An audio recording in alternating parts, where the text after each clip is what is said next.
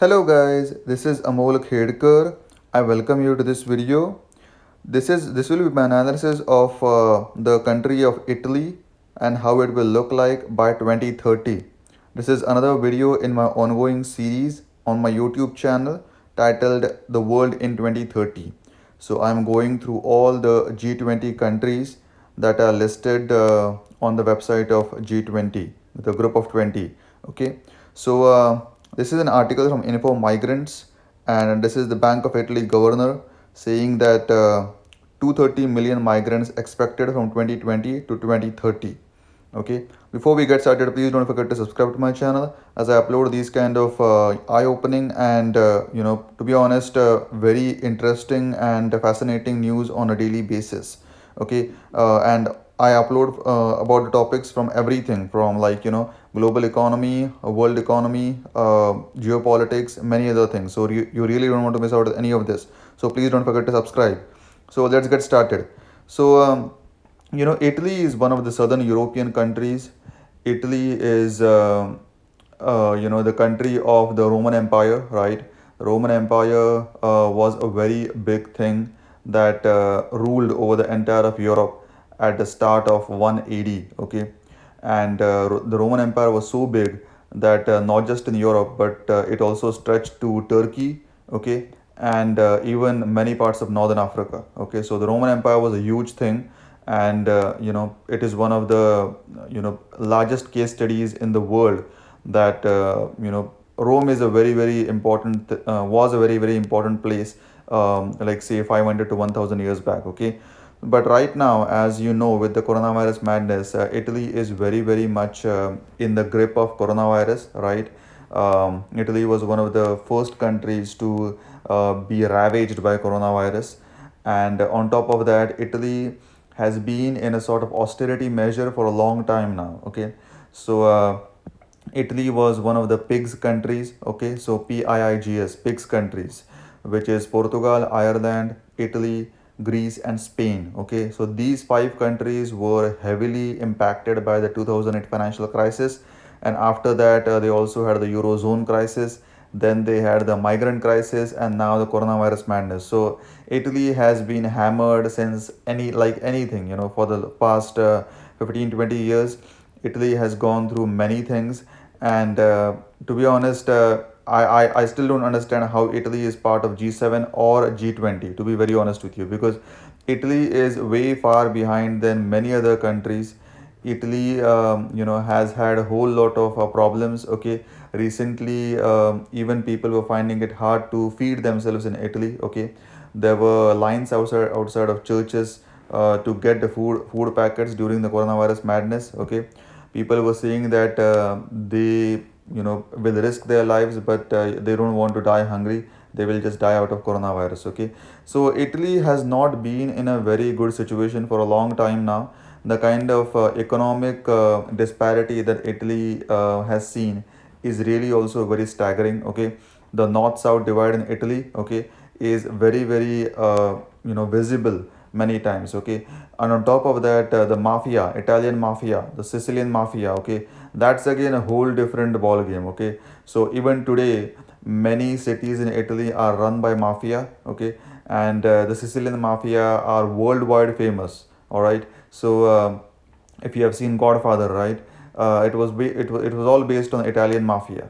So Italy has its own share of problems, and one more thing is that Italy is a very immigrant opposing country. Okay, they don't like immigrants in Italy. That's just the plain fact. Okay, so that's why they have an aging population. They have a depopulating economy, but even then they are not allowing immigrants to come into the country, and that's why Italy is also facing a sort of population decline, as I highlighted in my earlier videos about South Korea, Russia, and Australia as well. So Italy is again a very good case study in this entire geopolitical landscape. In the next 10 years, the flow of new migrants could reach the record figure of about 230 million people, but in Europe, the arrivals won't be enough to stop the declining number of working age people, according to Governor of Bank of Italy, Ignazio Visco. Okay, so look at this. In the next 10 years, the flow of new migrants into Europe could reach the record figure of around 230 million people. Can you imagine this? Okay, 230 million people is just such a big number. It is bigger than the populations of Germany and France combined. The current populations of Germany and France combined are less than 230 million. Okay, so this is how desperately Europe needs immigrants. And as I've highlighted in my previous videos, the only reason why Europe needs immigrants is the exact same thing as in other countries, because they have working age population that is declining. Then their society is aging. They have many older people that are just not dying. There are many younger people that don't want to get married, that don't want to have kids. Then child rearing is very costly, so the society is in a perpetual decline. Okay, it's in a deep spiral of decline. And that's why the Bank of Italy governor, okay, look at this, I am not saying any of this. This is the governor of the Bank of Italy saying that even 230 million people in Europe will not be enough to stop the declining number of working age people. Okay, so even this number of people is not enough. So Europe is going to need many people from outside. And from outside, by that, where will people come from, right? Mostly from Africa and South Asia, because those are the only countries at this point that are desperate to go to different like foreign countries. Okay, so earlier it used to be Latin American immigrants, but now even they have stopped. So and to be honest with you, once the standard of living starts increasing in Africa and in South Asia, then many people will not find an incentive to go to places like Italy or France or Germany or UK, right? Because just understand the plain simple fact that why do people migrate to other countries, right? Just understand this basic need, right? What is the basic reason behind people migrating to other countries? They feel that their life is not good in their home country, and that's why they want to go to another country and start a life there, because they feel that their life is going to be much better when they go into that other country, right? This is the only reason why people migrate, right? There is no other reason. If the life in other countries, their destination countries, would be much worse than what they're living right now, then people would definitely not migrate, because there's no incentive for people to just uproot their life from one country and then start a new life into another country. And to be honest with you, it's not really that easy. Okay, starting a new life in another country is really not that easy. And people go through many things, they sacrifice many things. I have lived in the US for 8 years, now I'm in Canada for almost 2 years. I know the drill. Okay, I know how hard it is to just uproot yourself from one country and then start a new life in another country. So when the standard of living in the countries like Africa and South Asia starts improving, and it is improving, like the kind of growth rate that most of these countries are facing is really astonishing. Okay, India has had almost like a 7 to 8% growth. Okay, and I have predicted very properly that by 2030 India will be the second largest economy after China in terms of purchasing power parity. Okay, so in India people will have more purchasing power than in the US or in Canada. Okay, so that's my honest prediction. So what I mean to say is that once the standard of living in most of these countries starts improving, then many people will not find incentive to come to Europe or come to Italy. So even the 230 million people, the Bank of Italy governor is saying is that it is not enough. So to be honest with you, where are they going to find more people? Because there are not many countries in the world. They cannot just go to the moon or the Mars and bring people from there. Okay, so that's why Europe is in a perpetual state of decline. And right now, just look at the current situation, right? In the coronavirus pandemic, Europe is completely irrelevant. Okay, even right now nobody talks about Europe anymore. Okay, European Union is a failed project. That's my honest assessment. Okay, look, you come to this channel for the truth. So if you want the truth, then I will give you the truth, and the truth is brutal many times. So the European Union is a failed project. Okay, as Nigel Farage had said when he was leaving, when they were leaving European Union, he had said that European Union is not just undemocratic, it is anti-democratic. Okay, so it is not just undemocratic, it is anti-democratic, because European Union is a Franco-German alliance. And they just, mostly Germany, I mean, forget about France as well. Germany is like the big brother of Europe, and it just keeps on having the sort of control over all other countries. So look at just now, right? Italy, after coronavirus, wanted to issue like corona bonds, right? But many of the frugal four countries like Germany, Netherlands, Austria, and Finland, they said that we are not going to go with Corona bonds. Okay, and who supported Italy in all of this madness, right? So Corona bonds thing was supported by France, Spain, Portugal, Greece, Ireland. Okay, so all the pigs countries, and France also is not a very good economy. Okay, to be very honest with you, so all of them supported Corona bonds. So that they can get money out of the market, and European Central Bank can fund that kind of initiative. But the frugal four are the northern European countries like Germany, Netherlands, Austria, and Finland. They opposed it vehemently. Okay, so Germany has been opposing Italy and Spain and Greece for long time now. Okay, these countries were literally ravaged by the austerity measures that were imposed on them by Germany. So and also once Italy was grappled with the coronavirus pandemic, no other country in the entire of Europe even came to help them. So there was a very interesting article that I read just a few weeks back, which said that the coronavirus pandemic has revealed the real truth of Europe, that the European Union is not even a union. Okay, it is just a failed project, and it is just a sort of union on the paper, because no country came to help had to help Italy, sorry, in this entire madness of coronavirus thing. So that's why Italy is also facing a very bleak future by 2030. Let me be very honest with you. Okay, so uh, look at this. Bank of Italy Governor Ignazio Visco said that between 2020 and 2030, the flow of new migrants could reach a record figure of about 230 million people.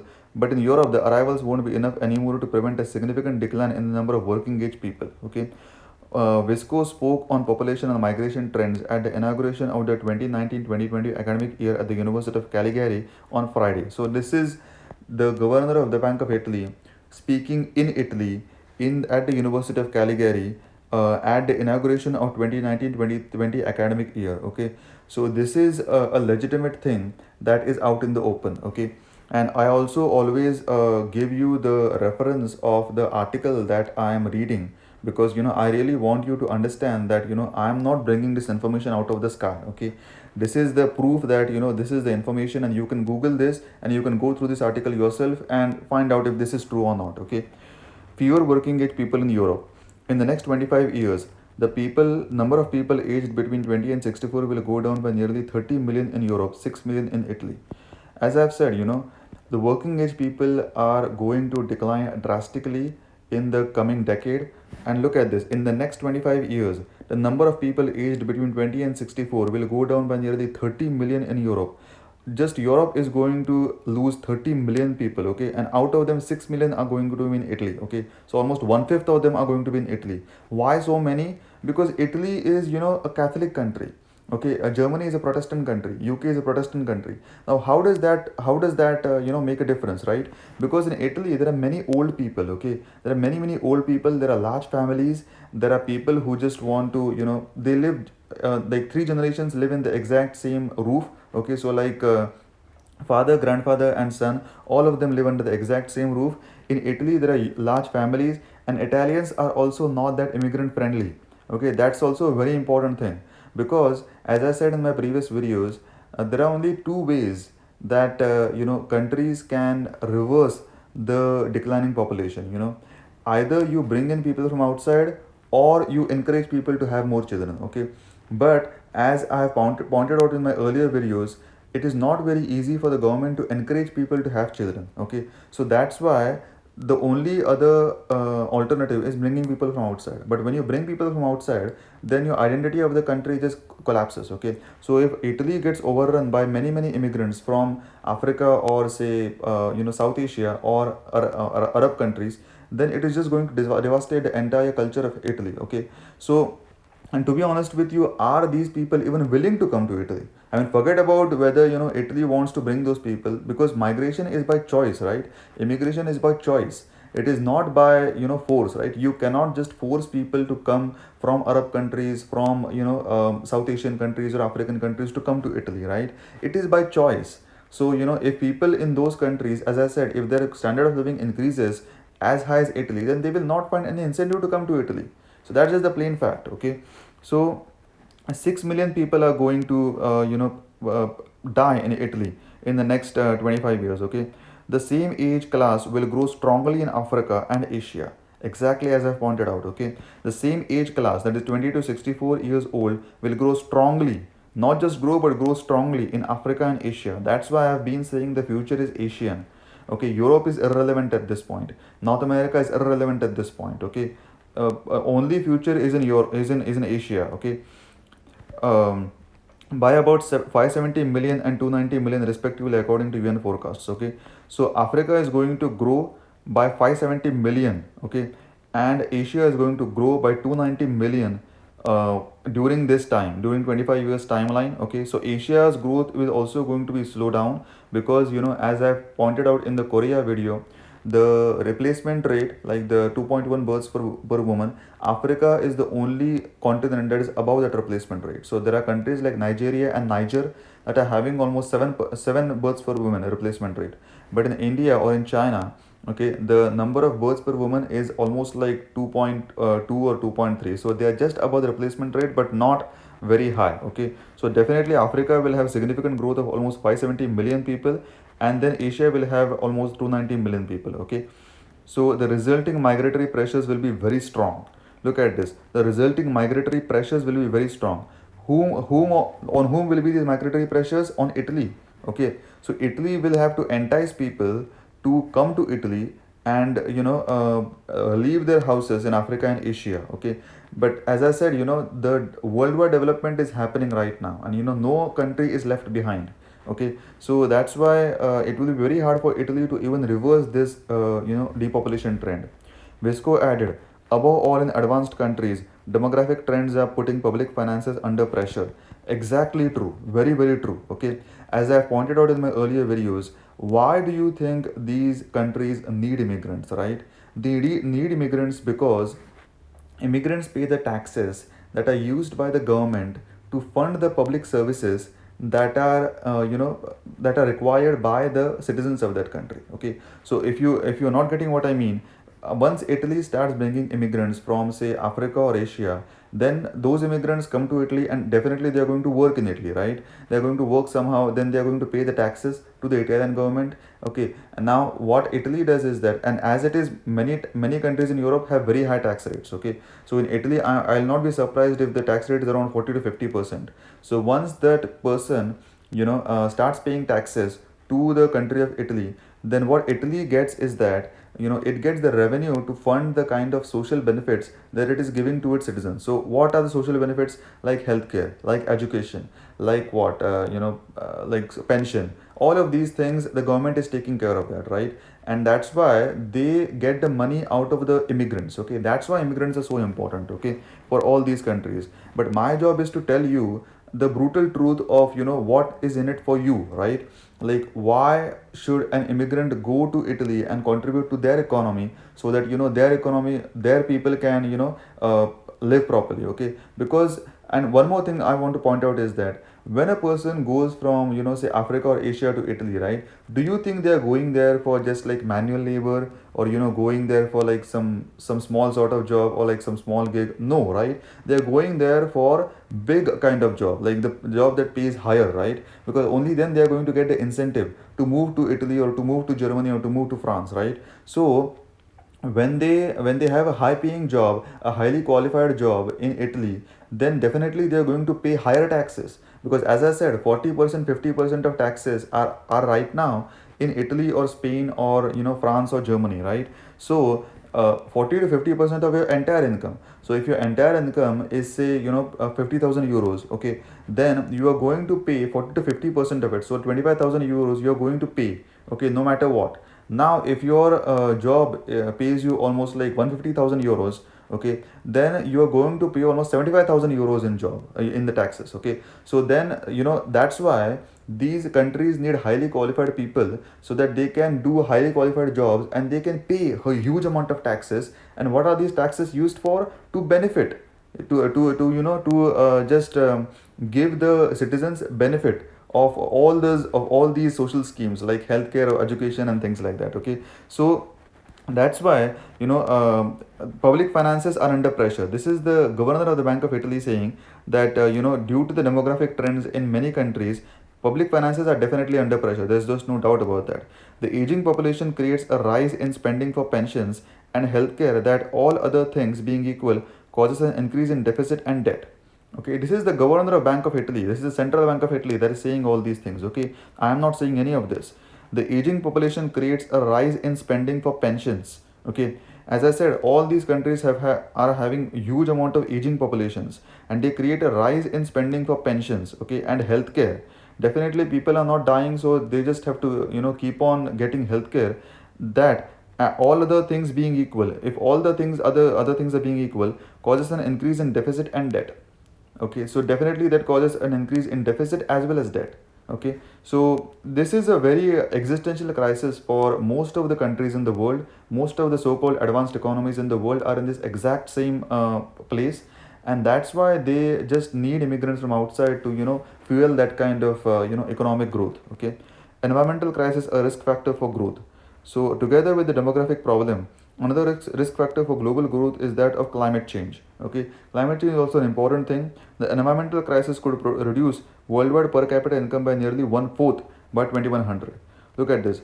The worldwide per capita income is going to be reduced by one fourth by 2100 compared to the level that could otherwise be reached, with strong reductions above all in world south and lighter ones in some cases increases around the rest of the planet. Okay, so the world south in the sense like all the global south, like many countries like India and China. Okay, so that's what this Bank of Italy governor is saying. Okay, so the environmental factor is definitely a very crucial thing. Okay, I am not denying any of that. We really need to make sure that we keep on having the kind of renewable energy sources, and we want to transition from sources like coal or things that produce a whole lot of smoke. Okay, so that said, the kind of future that I see for Italy by 2030 is really quite bleak, because it will be an aging society just like Japan. Okay, and Japan is the oldest country in the world, as I've pointed out in my video,